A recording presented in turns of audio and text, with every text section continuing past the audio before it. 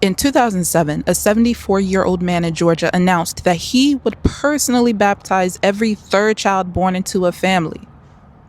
Georgia had a baby boom, and this man became the godfather to over 50,000 kids. Now, that's crazy, but hey, it'll work. Well, I'm going to tell you all about this man. But first, I need to tell you about the institution that he essentially spent his entire life rebuilding, almost from nothing in a country that was simultaneously falling apart. Now, after all that we covered in the Georgia on Fire series, the Civil War, the chaos, the mass that was going on, I kept landing on one question. How did these people manage to remain intact after all of that? And the answer was the church. It almost always was the church. Now, I want to be upfront about something before we start. I'm a Christian. There's no secret. But I grew up in the American, non-traditional sort of, thing that was going on over here. And nobody really ever talked about the Orthodox Church. And definitely didn't teach me that Georgia was the second Christian nation in the entire world and had an ancient tradition already set up. And since nobody told me about that, I went and learned about it, and I'm about to share it with you. Okay. Now, y'all, this story starts in the 4th century with a woman named Nina from Cappadocia, which is in modern-day Turkey. She had traveled to the kingdom of Kartli, which was eastern Georgia, and the king converted, and then the kingdom followed. Georgia became a Christian nation around 337 AD. And to give you a sense of just how long ago that was, the Roman Empire was still intact.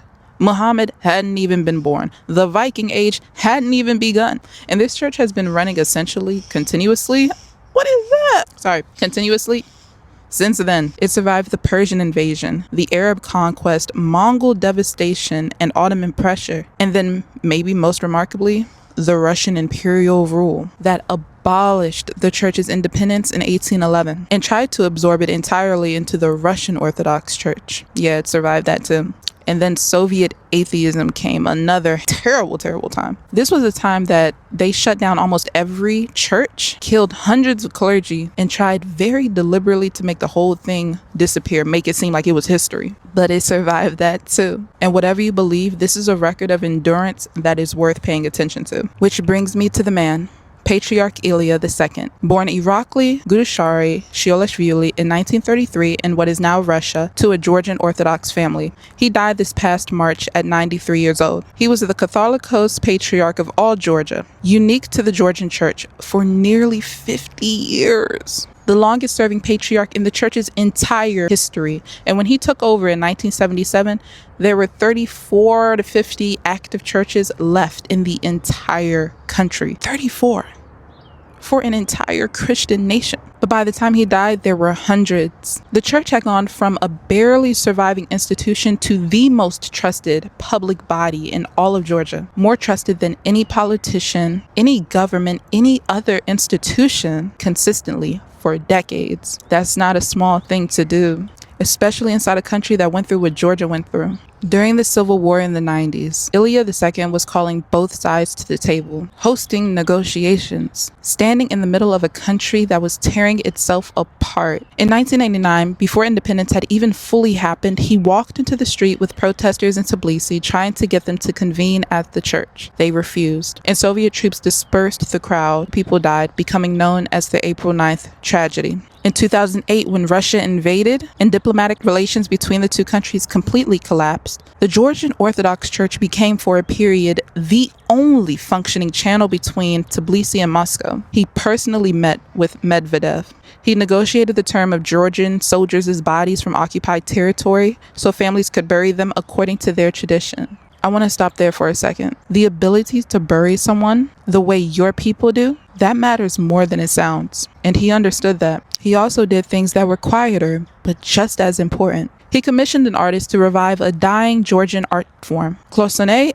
and Emel, and then had it taught to a community of nuns so it wouldn't disappear. He funded a school for Georgian chanting and folk music and personally oversaw the return of a Georgian king's remains from Turkey, where that king had died in exile in 1815, back to Georgian soil. A people saying, "We want our dead back." That tells you everything about what the church meant to Georgia. It was the keeper of memory. And then, yes, the babies. And being baptized by the patriarch is considered a profound honor. And he is credited for cutting the number of abortions between 2005 and 2010 in half. and increasing the Georgian population from that alone. The Georgian church is not separate from Georgian identity.